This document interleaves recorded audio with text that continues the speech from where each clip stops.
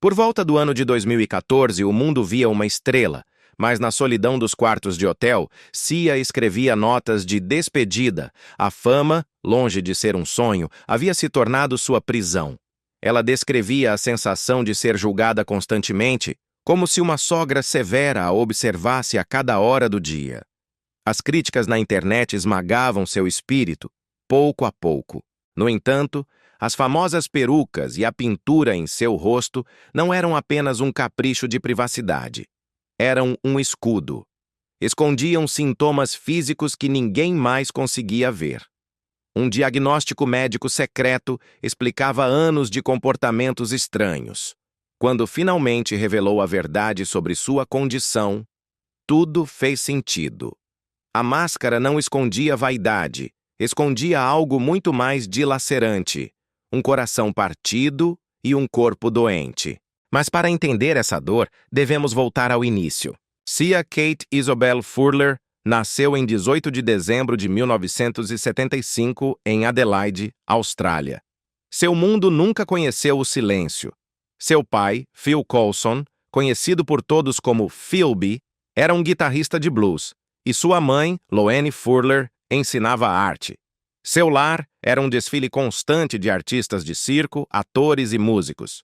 Embora o ambiente fosse emocionante, também estava carregado de tensão. Seu pai lutava contra seus próprios demônios.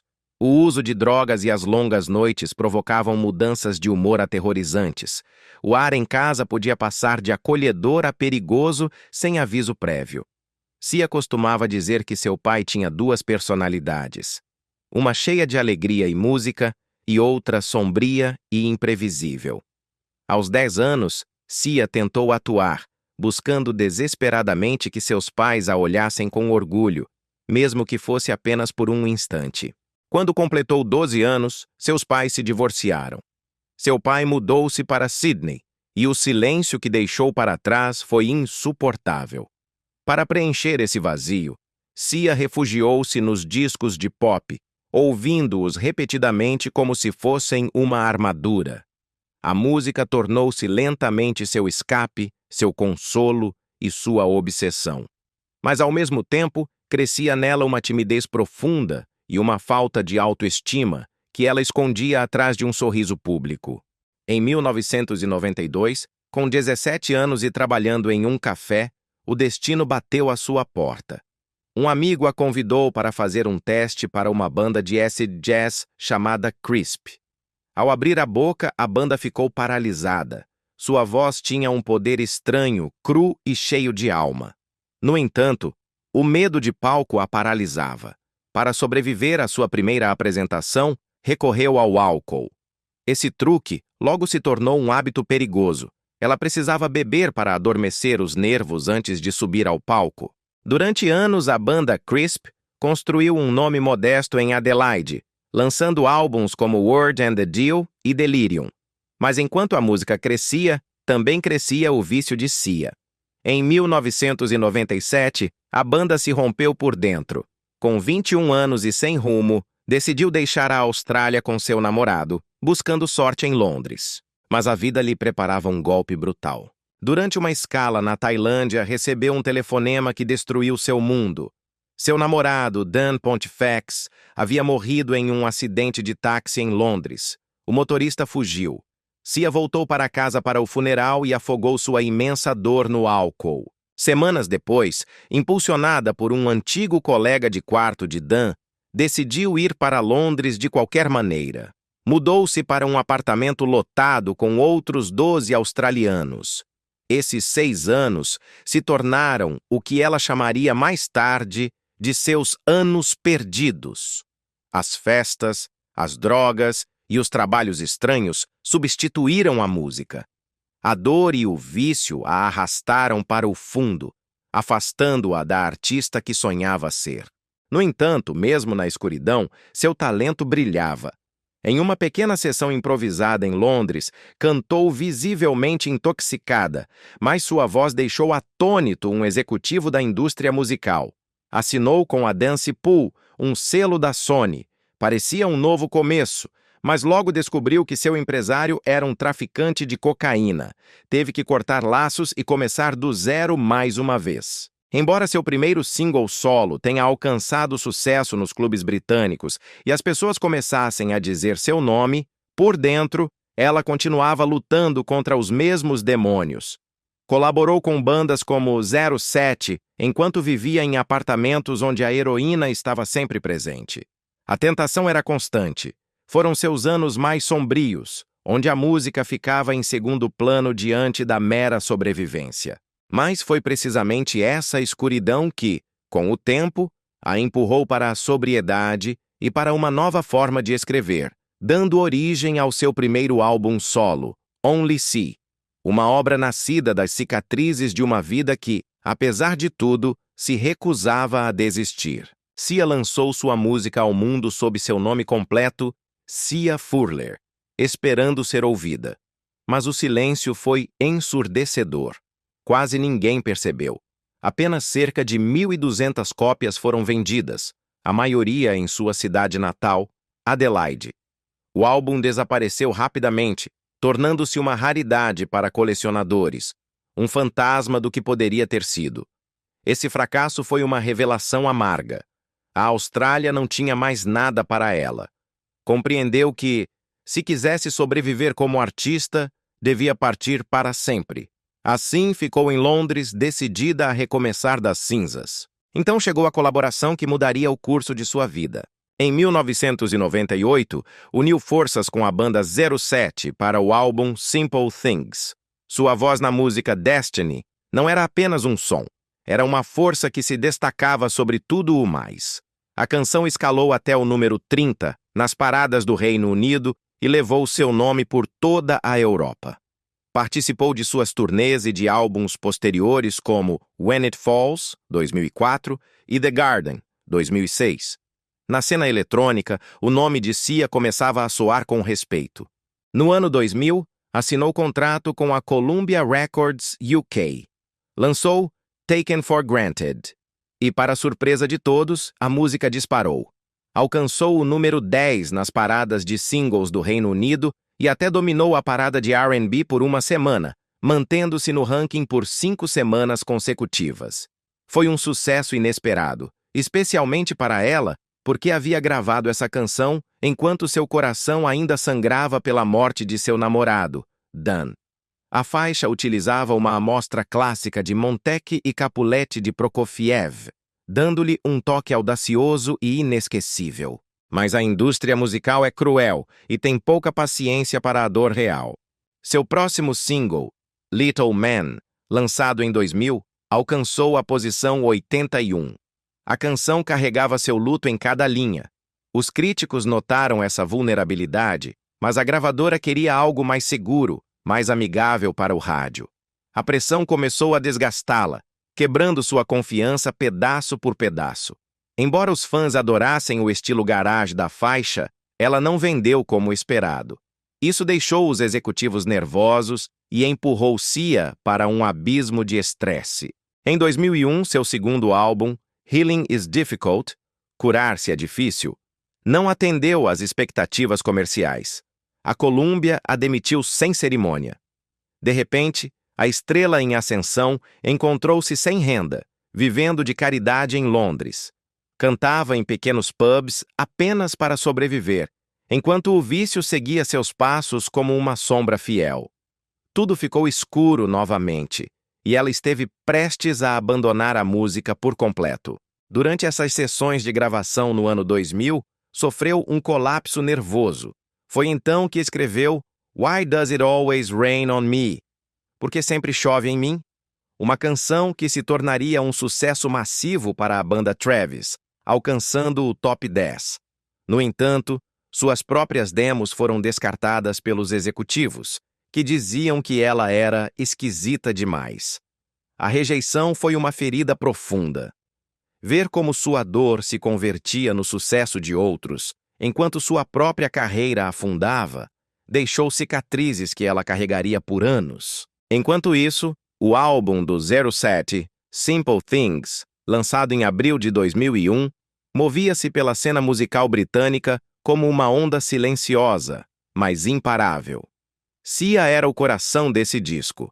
Sua voz em canções como Distractions e Destination começava suave, para depois tornar-se poderosa, atraindo os ouvintes para o seu mundo interior. O álbum vendeu mais de 500 mil cópias e chegou a ser indicado ao prestigioso Mercury Prize. Sia tornou-se a voz que todos queriam em seu estúdio, embora ela mesma ainda não tivesse conseguido ficar sob seu próprio holofote. Em contraste, seu álbum solo Healing is Difficult, lançado no mesmo ano, vinha de um lugar muito mais sombrio. Estava cheio de sua dor, seus hábitos e as memórias pesadas que carregava. Canções como Drink to Get Drunk, Beber para se embebedar, mal roçaram as paradas antes de desaparecer, mostrando o quanto ela havia caído desde seu impulso inicial. Os críticos admiravam sua honestidade brutal, mas o público não estava pronto para tanta verdade. Teve que reconstruir tudo a partir dos alicerces mais uma vez. Essas canções fracassadas se tornariam mais tarde tesouros secretos para os fãs que buscavam verdade na música. E então, em 2004, chegou Breathe Me, com seu álbum Color the Small One. No início, a canção cresceu lentamente, como algo que espera seu momento perfeito. Esse momento chegou em 21 de agosto de 2005, no episódio final da série 6 Feet Under da HBO. A cena final precisava de uma voz que pudesse sustentar tanto a dor imensa quanto a suavidade, e Breathe Me era essa voz. As pessoas ouviram e sentiram a mensagem. Sia escreveu essa canção após uma tentativa de overdose com Valium. A frase "Help, I have done it again", socorro, eu fiz de novo, não era poesia. Vinha diretamente de sua luta real para sobreviver. A canção vendeu mais de 1,2 milhões de cópias nos Estados Unidos. A fama começou a cercá-la, mas parecia afiada e perigosa.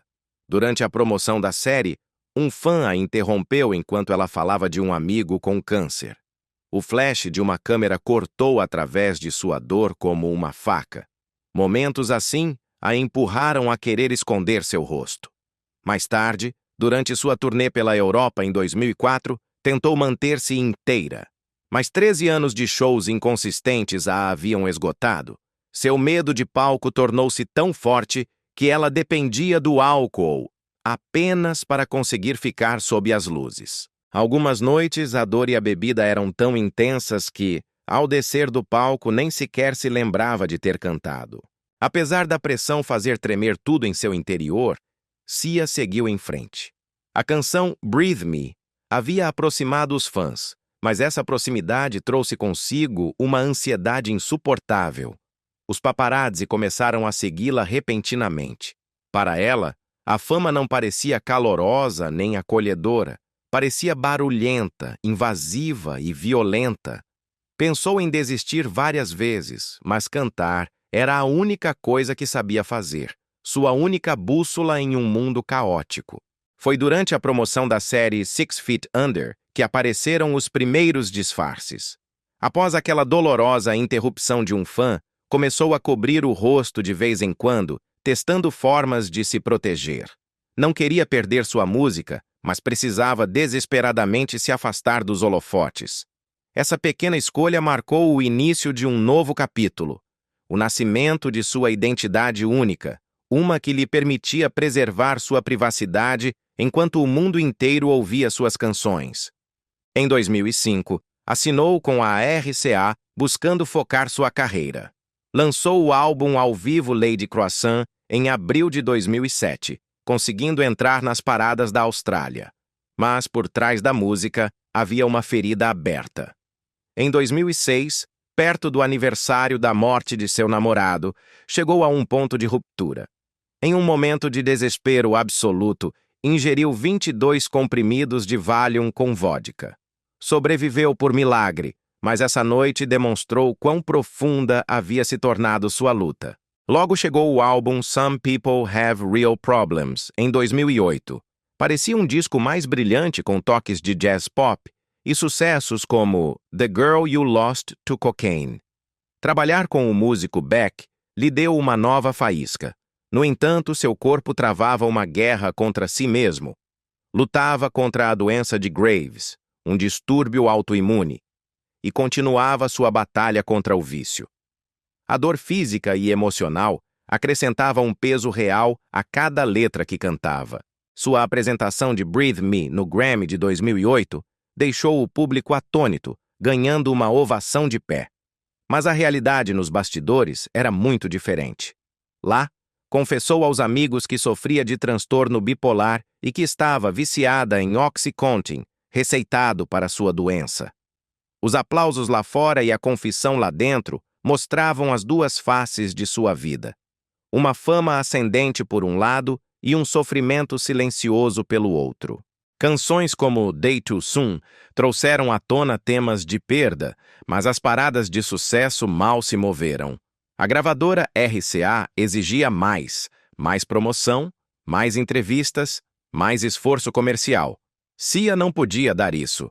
Escolheu a autenticidade sobre o marketing, o que frustrou os executivos, mas ela se recusou a ser algo que não era.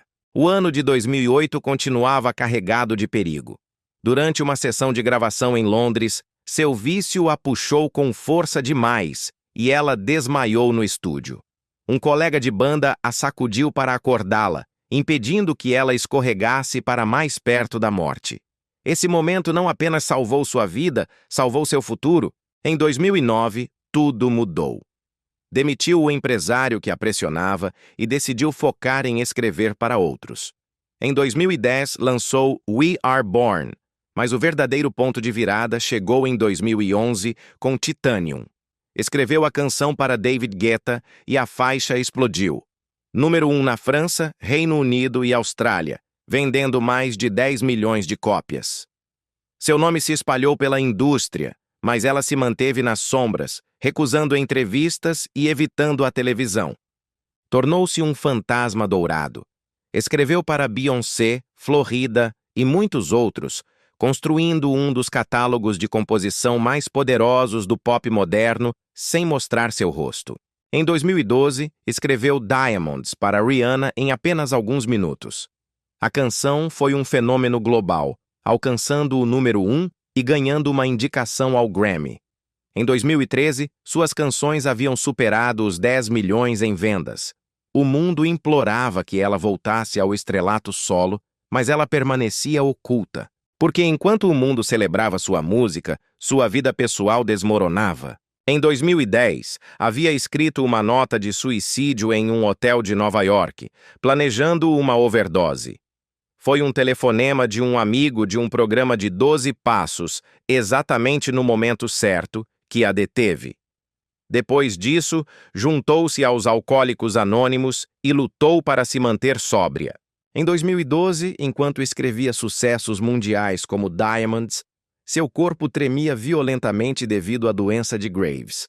Usava perucas e óculos de sol não por estilo, mas para esconder a perda de peso e os tremores. As gravadoras interpretaram mal esses sintomas, chamando-os de comportamento de diva, sem saber que ela estava lutando por sua saúde. Mas ela seguiu em frente, carregando tanto a música quanto a dor. Finalmente, Sia decidiu voltar à luz sob seus próprios termos. Em 4 de julho de 2014, lançou 1000 Forms of Fear. O álbum moveu-se pela indústria como uma onda lenta, mas imparável. Estreou no número 1 da Billboard 200.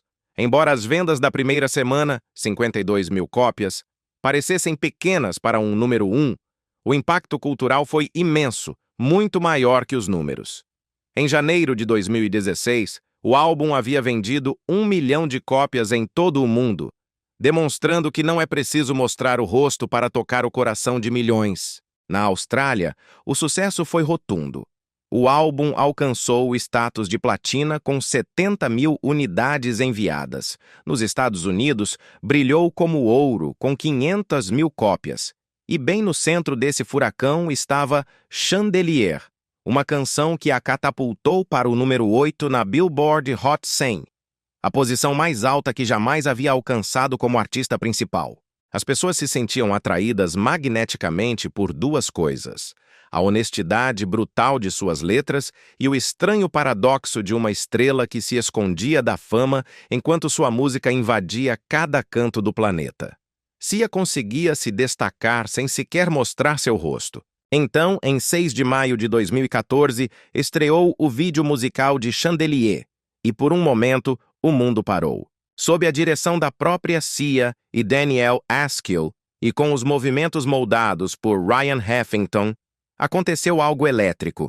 Uma menina de 11 anos chamada Maddie Ziegler entrou em um apartamento deserto, vestindo uma peruca loira e um colã cor de pele.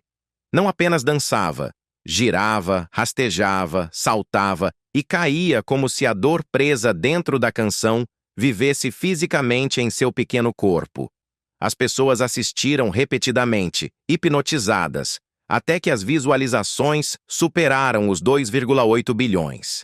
Sia manteve-se fora do enquadramento. Maddie tornou-se seu rosto. A peruca loira transformou-se em um símbolo global e o mundo começou a debater sobre privacidade, arte e como alguém podia estar tão presente e tão ausente ao mesmo tempo. Alguns meses depois, em janeiro de 2015, chegou a tempestade com o vídeo de Elastic Heart. Desta vez, o ator Shia LaBeouf e Maddie Ziegler apareciam trancados dentro de uma jaula gigante, vestindo trajes cor de pele. A dança era intensa, física e crua. A internet explodiu imediatamente com acusações furiosas. Alguns chamaram de inapropriado, outros lançaram a terrível palavra pedofilia. A controvérsia cresceu tão rápido que o vídeo se tornou um escândalo midiático. No entanto, a canção continuava escalando nas paradas e milhões a assistiam. Sia tentou explicar que a jaula não era física, mas emocional. Representava dois estados mentais lutando entre si. Mas o barulho ao seu redor só ficou mais forte. Anos mais tarde, o contexto se tornaria ainda mais sombrio quando Shia enfrentou acusações de abuso por parte da cantora F.K.A. Twigs. Sia, quebrando seu silêncio, chamou-o de mentiroso patológico e ofereceu seu apoio à vítima. De repente, aquele velho trabalho juntos adquiriu um significado diferente e perturbador para muitos. Tudo isso acontecia enquanto Sia escrevia seu famoso Manifesto da Billboard, em 2014. Nele, abriu seu coração de uma maneira dilacerante. Confessou como a fama a havia empurrado à beira do suicídio e por que precisava se retirar para salvar sua vida. Escreveu sobre a sensação asfixiante de ser julgada a cada hora. Declarou que não queria mais mostrar seu rosto nem atuar apenas para cumprir as expectativas dos outros. Os promotores não gostaram de sua honestidade. Alguns lhe deram as costas, mas, ironicamente, sua música só ficou mais forte. O álbum ganhou o prêmio ARIA de Álbum do Ano, e seu manifesto obrigou a indústria a falar sobre como a fama pode esmagar uma pessoa por dentro. Logo chegou o momento memorável do Grammy em 2015. Sia apareceu com uma peruca enorme que cobria todo o seu rosto e permaneceu de costas para o público enquanto fazia lip-sync de Chandelier. Ao seu lado, Maddie dançava com a atriz Kristen Wiig. A audiência estava confusa, atônita, entretida e irritada, tudo ao mesmo tempo. A apresentação foi tendência mundial. As reproduções de sua música aumentaram em 300%. Sia demonstrou o impossível. Podia criar um momento pop massivo sem entregar seu rosto às câmeras. Por volta dessa época, lançou Big Girls Cry. Meninas Grandes Choram, em 2015, uma canção extraída diretamente de suas sessões de terapia para o transtorno bipolar. Cantava sobre quebrar-se em silêncio. Nos bastidores, a realidade era sombria. Havia recaído no álcool e lutava contra uma depressão que frequentemente a deixava na cama por dias. Enquanto o público via força em seu mistério, ela travava uma guerra privada. As letras vinham de notas reais que escrevia durante a terapia. As pessoas sentiam essa verdade em seus ossos, mesmo sem conhecer a história completa. Em 2014, vazou online seu divórcio de Dan Riley. Embora por fora agisse como se nada estivesse acontecendo, por dentro isso a destruía. estava promovendo 1000 Forms of Fear e obrigando-se a seguir em frente enquanto sua vida pessoal rachava. Os temas de dor e resiliência do álbum de repente coincidiam perfeitamente com sua realidade. Manteve silêncio sobre o divórcio, o que só fez com que as pessoas se sentissem mais conectadas com o mistério que a rodeava. Então, tudo mudou novamente quando lançou This Is Acting, em 29 de janeiro de 2016. O conceito era audacioso. A maioria das canções eram faixas que outros artistas haviam rejeitado. Alive era destinada a Adele. Cheap Thrills era para Rihanna. Outras eram para Beyoncé, Shakira e até Kanye West. O álbum alcançou o número 1 na Austrália e o 4 nos Estados Unidos, conseguindo sua melhor semana de vendas na América. Cheap Thrills adiantou-se e tomou o posto número 1 na Billboard Hot 100 dos Asakadoa durante 4 semanas em 2016, alcançando finalmente 10 vezes o status de platina. As perucas cresceram, a pintura no rosto tornou-se mais selvagem e as canções de Sia encheram as paradas, demonstrando que a rejeição de outros podia ser seu maior triunfo. Nesse mesmo ano, em setembro de 2016, lançou The Greatest. O vídeo apresentava 49 dançarinos, cada um representando uma vida perdida no tiroteio da boate de Orlando, ocorrido naquele junho. Maddie voltou, pintando lágrimas de arco-íris em seu rosto. Perto do final, os dançarinos caíam no chão enquanto apareciam buracos de bala na parede atrás deles. Foi um lembrete silencioso, mas dilacerante da tragédia. A equipe de Sia arrecadou mais de 250 mil reais para a GLAAD. Sia, que sempre foi aberta sobre sua bissexualidade, manteve-se firme com a comunidade LGBT enquanto mantinha seu próprio rosto oculto. Tuitou seu apoio, permaneceu no anonimato e deixou que a arte falasse mais alto que ela mesma. No início de 2018, Sia voltou a surpreender o mundo, mas desta vez não com baladas dilacerantes, mas com uma explosão de cor psicodélica. Uniu-se a Labyrinth e Diplo para formar o supergrupo LSD. Seu primeiro single, Genius, chegou ao número 70 na Billboard Hot 100 e o álbum alcançou a posição 16. As imagens eram estranhas, brilhantes e brincalhonas, um contraste total com o tom sério e sombrio de seus trabalhos anteriores. Os fãs que amavam sua dor se surpreenderam no início, mas aos poucos descobriram que Sia também tinha o direito de brincar. Antes dessa aventura, havia lançado seu álbum de Natal, Every Day is Christmas, em 17 de novembro de 2017. Com 10 canções originais, a faixa Snowman tornou-se um clássico moderno, derretendo as paradas de vendas digitais. No entanto, o mais notável não foi a música, mas sua ausência. Sia pulou os programas de entrevistas habituais. Escolheu sua saúde mental em vez da promoção. Ficou claro que, para ela, manter-se sóbria era mais importante do que vender discos. Mas por trás da música alegre, o corpo de Sia travava uma guerra silenciosa. Durante sua turnê de 2016, havia colapsado de dor e exaustão. A causa tinha um nome difícil de pronunciar: Síndrome de Ehlers-Danlos. É uma condição rara que afeta o tecido conjuntivo, causando dor crônica e fadiga extrema. Afeta 1 em cada 5.000 pessoas. Quando cancelou seus shows e tuitou a verdade, o público compreendeu com horror que ela vinha entregando essas apresentações massivas enquanto seu corpo gritava de dor. Em 2024, lançou Reasonable Doubt, um álbum tranquilo que estreou na Austrália. Mal o promoveu. Queria paz, não números. Canções como Eye for an Eye vinham diretamente de suas sessões de terapia, flutuando sob o radar, mas tocando o coração de quem ouvia com atenção. No entanto, a maior tempestade ainda estava por vir. Em 2021, Sia estreou como diretora com o filme Music. Embora a canção Together tenha ganhado atenção e o filme tenha obtido uma indicação ao Globo de Ouro, a reação do público foi brutal. Mais de 17 mil pessoas assinaram uma petição para eliminar o filme porque Maddie Ziegler, uma atriz neurotípica, interpretava uma personagem autista. Além disso, o filme mostrava técnicas de restrição física que muitos consideravam perigosas. A crítica a golpeou tão forte que, em 2022, Sia recaiu em pensamentos suicidas. Admitiu em uma entrevista que escreveu notas de despedida e sofreu uma overdose, mas foi salva pela comediante Kathy Griffin e depois ajudada por Megan Griffiths para entrar na reabilitação. Esse momento sombrio terminou com vários projetos e a obrigou a repensar tudo.